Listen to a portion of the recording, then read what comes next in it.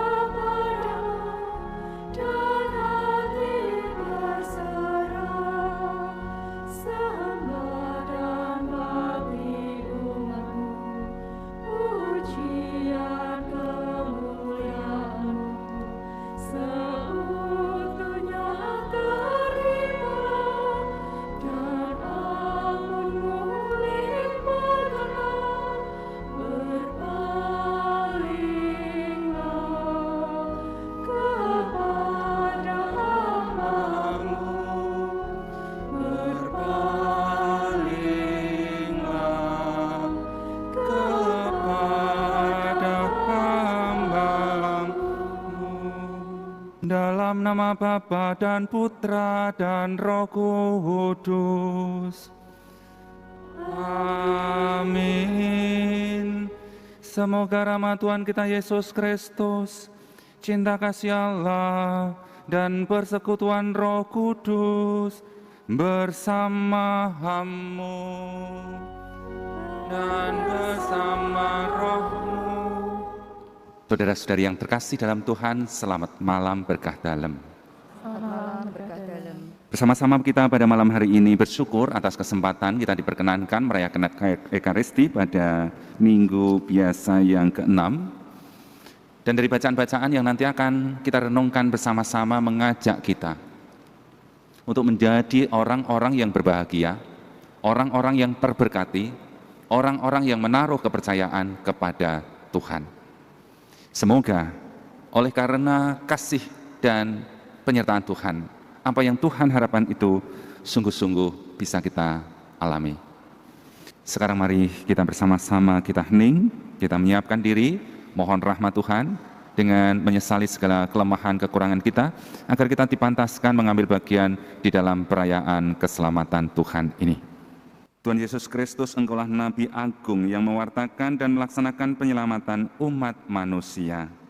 Tuhan, kasihanilah kami. Tuhan, kasihanilah kami. Engkaulah Nabi Agung yang demi cinta kasih mengorbankan hidup, namun bangkit jaya mengalahkan maut dan dosa.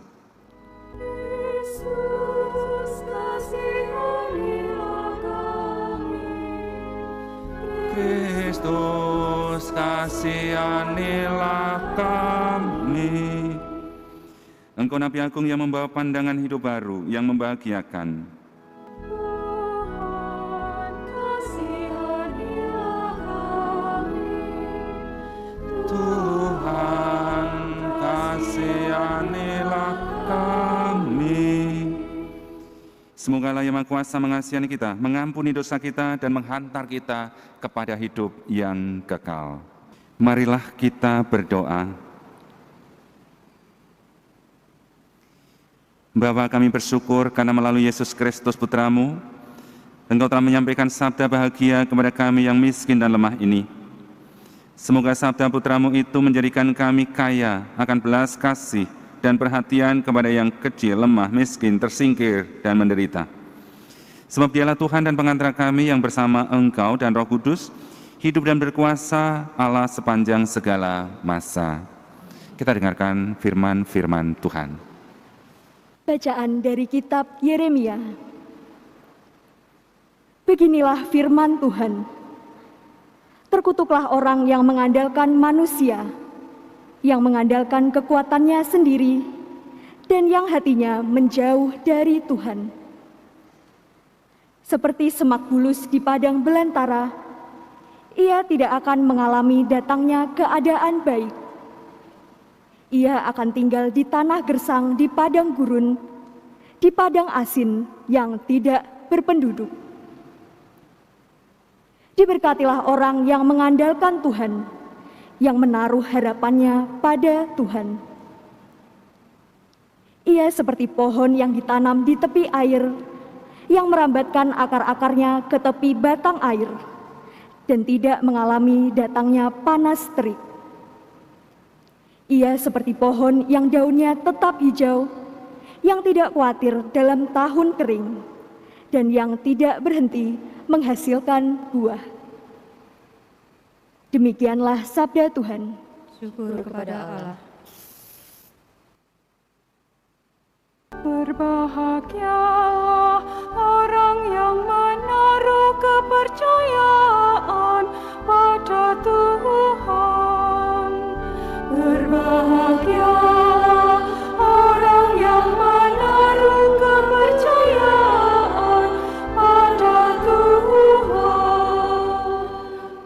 Berbahagialah orang yang tidak berjalan menurut nasihat orang fasik, yang tidak berdiri di jalan orang berdosa, dan yang tidak duduk dalam kumpulan kaum pencemooh. Tetapi yang kesukaannya ialah hukum Tuhan, dan siang malam merenungkannya. Berbahagialah orang yang menaruh kepercayaan pada Tuhan. Ia seperti pohon yang ditanam di tepi aliran air, yang menghasilkan buah pada musimnya, dan daunnya tak pernah layu. Apa saja yang dibuatnya berhasil. Berbahagialah orang yang menaruh kepercayaan pada Tuhan. Bacaan dari surat pertama Rasul Paulus kepada jemaat di Korintus. Saudara-saudara, jika kami wartakan bahwa Kristus dibangkitkan dari antara orang mati, bagaimana mungkin ada di antara kamu yang mengatakan bahwa tidak ada kebangkitan orang mati? Sebab andai kata benar bahwa orang mati tidak dibangkitkan, maka Kristus juga tidak dibangkitkan. Dan andai kata Kristus tidak dibangkitkan, maka sia-sialah kepercayaanmu, dan kamu masih hidup dalam dosamu. Dengan demikian, binasa pulalah orang yang meninggal dalam Kristus. Dan jikalau kita berharap pada Kristus hanya dalam hidup ini, maka kita ini orang-orang paling malang dari semua manusia. Namun ternyata, Kristus telah dibangkitkan dari antara orang mati, sebagai yang sulung dari antara orang-orang yang telah meninggal dunia. Demikianlah sabda Tuhan. Syukur kepada Allah. Alleluia, alleluia, alleluia, alleluia, alleluia, alleluia. Bersukacita dan bergembiralah sabda Tuhan, sebab besarlah ganjaran-Mu di surga. Alleluia, alleluia.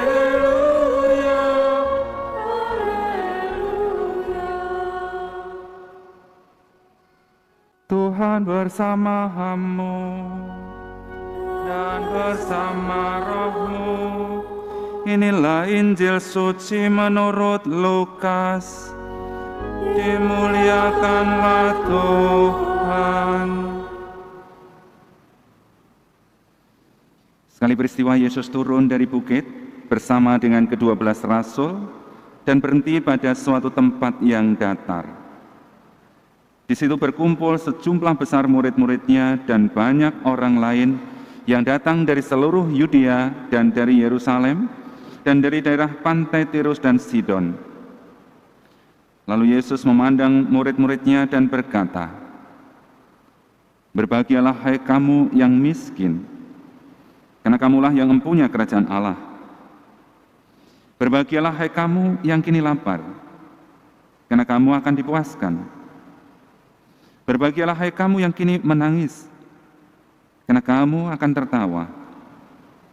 Berbahagialah kamu bila demi anak manusia kamu dibenci, dikucilkan, dan dicela serta ditolak. Bersukacita dan bergembiralah pada waktu itu, sebab sesungguhnya besarlah ganjaranmu di sorga. Karena secara itu pula nenek moyang mereka telah memperlakukan para nabi. Tetapi celakalah kamu, hai orang kaya, karena dalam kekayaanmu kamu telah memperoleh penghiburan. Celakalah kamu yang kini kenyang, karena kamu akan lapar. Celakalah kamu yang kini tertawa, karena kamu akan berduka cita dan menangis. Celakalah kamu jika semua orang memuji kamu, karena secara itu pula nenek moyang mereka telah memperlakukan nabi-nabi palsu." Demikianlah sabda Tuhan.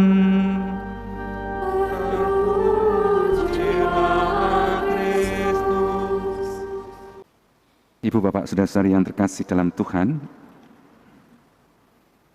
kalau kita coba memperhatikan pada bacaan-bacaan yang ditawarkan kepada kita pada hari ini, baik bacaan pertama, kedua maupun Injil, Tuhan membentangkan pilihan-pilihan hidup kepada kita masing-masing.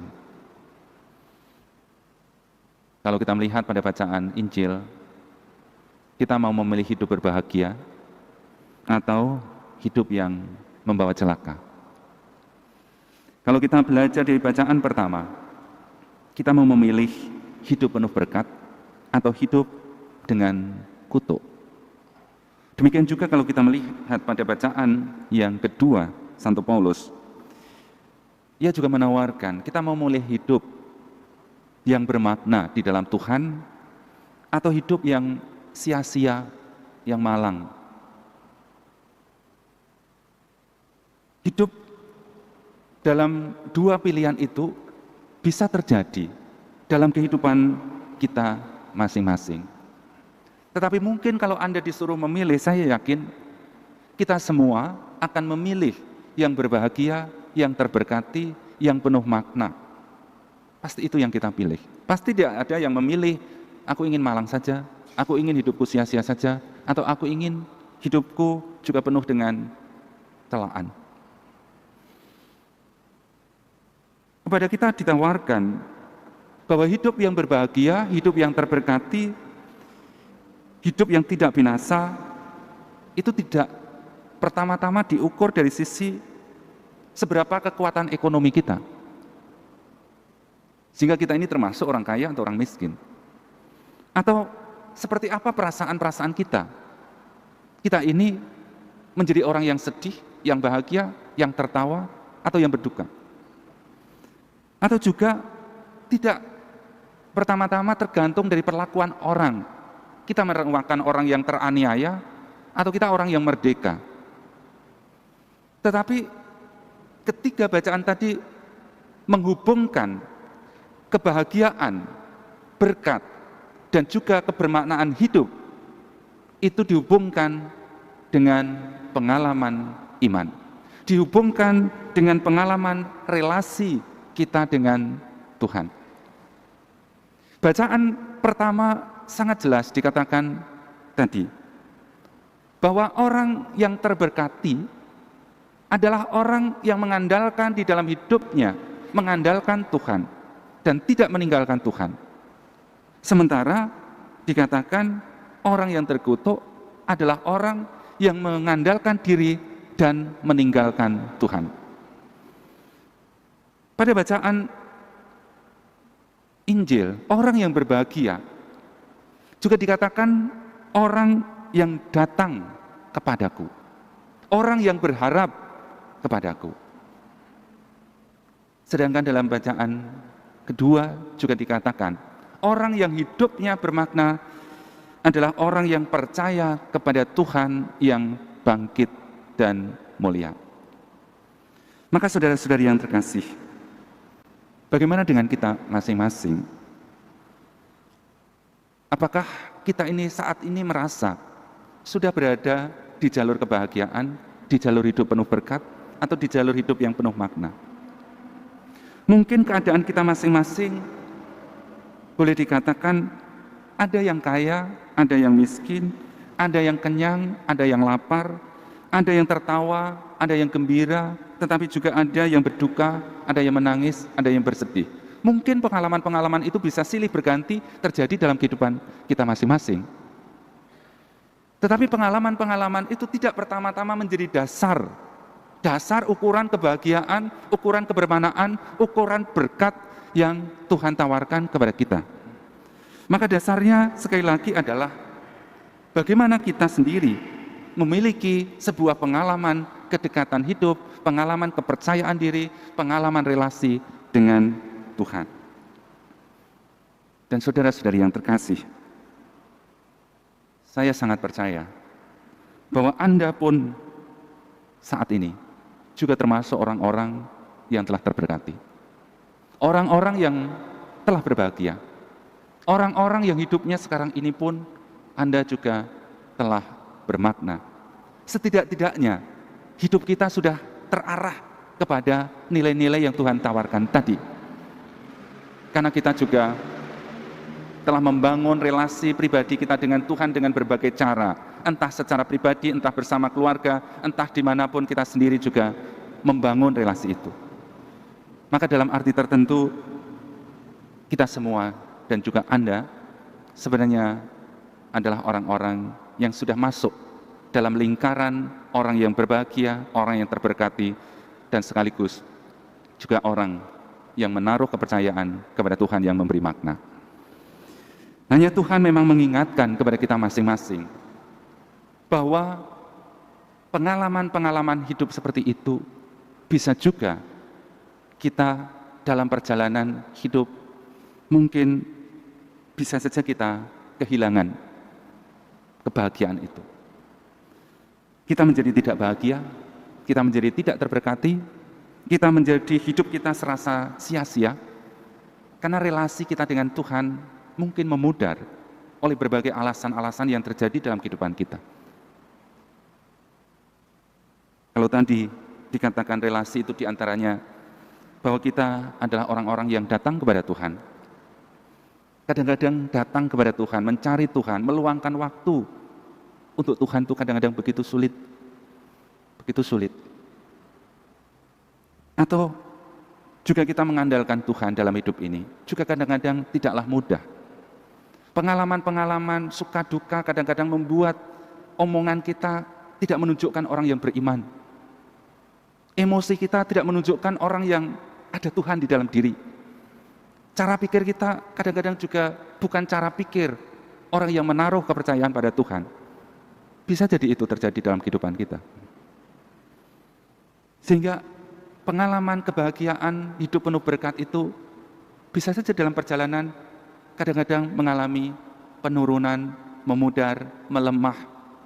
Mungkin kadang sampai kita mengalami seperti hidup dalam krisis, hidup dalam kekosongan, hidup dalam ketidakbermaknaan. Maka saudara-saudari yang terkasih, mari kita belajar memaknai sekali lagi sabda Tuhan yang kita dengarkan pada hari ini, agar kita tetap menjadi orang yang berbahagia, agar kita tetap menjadi orang yang terberkati, agar kita tetap menjadi orang-orang yang bermakna, yang berkenan bagi Tuhan. Maka dalam situasi apapun, mari kita belajar menjadikan Tuhan menjadi Tuhan atas hidup kita, Tuhan atas pikiran kita, Tuhan atas mulut kita, Tuhan atas hati kita, Tuhan atas perilaku-perilaku kita. Sehingga melalui Anda, sungguh Tuhan dirasakan kuasa dan kehadirannya di dalam diri siapapun. Dengan demikian, kita tetap boleh berkenan ada dalam sukacita dan kebahagiaan Tuhan sendiri. Tuhan akan selalu mendampingi, menyertai dalam seluruh perjuangan kita untuk menjadi orang-orang yang berbahagia dan terberkati. Marilah mewartakan misteri iman kita. Setiap kali kami makan roti ini dan minum dari piala ini, wafat-Mu Tuhan kami wartakan hingga Engkau datang. Mohon berkat untuk anak-anak, baik yang ada di dalam gereja ini maupun yang ada di rumah. Silakan orang tua memberi berkat kepada anak-anak pada saat saya memohonkan berkat. Allah Bapa yang makasih, kami mohon berkatlah anak-anak-Mu yang hadir bersama kami, keluarga kami, baik yang di dalam gereja ini maupun di dalam rumah kami masing-masing. Kiranya dia senantiasa Kau dampingi, Kau tuntun, supaya menjadi anak yang berbakti kepada-Mu dan memberikan sukacita kepada keluarga. Karena itu turunkanlah berkat-Mu untuk anak-anak-Mu ini, Bapa dan Putra dan Roh Kudus. Amin. Allah Bapa yang Maha Baik, kami bersyukur atas Putra-Mu yang telah hadir di tengah-tengah kami untuk menyatakan kebaikan-Mu. Semoga rohnya selalu menjiwai kami sehingga kami pun selalu berusaha untuk menciptakan kebaikan bersama sebagai cerminan dari kebahagiaan surgawi yang kami harapkan dengan pengantaran Kristus Tuhan kami. Saudara-saudari yang terkasih, terima kasih pula atas kebersamaan kita sepanjang Ekaristi ini dan juga peran aktif Anda dalam Ekaristi ini, baik sebagai umat maupun sebagai para petugas liturgi. Semoga kebersamaan dan keterlibatan aktif kita membawa berkat bagi kita masing-masing. Dan mari kita senantiasa menjaga protokol kesehatan dimanapun kita berada, supaya kita bersama keluarga kita tetap sehat. Tuhan bersama-Mu dan bersama roh-Mu. Semoga kita semua senantiasa dilimpahi berkat Allah yang Maha Kuasa, Bapa dan Putera dan Roh Kudus. Amin. Saudara-saudari, pergilah mewartakan Injil Tuhan. Syukur kepada Allah.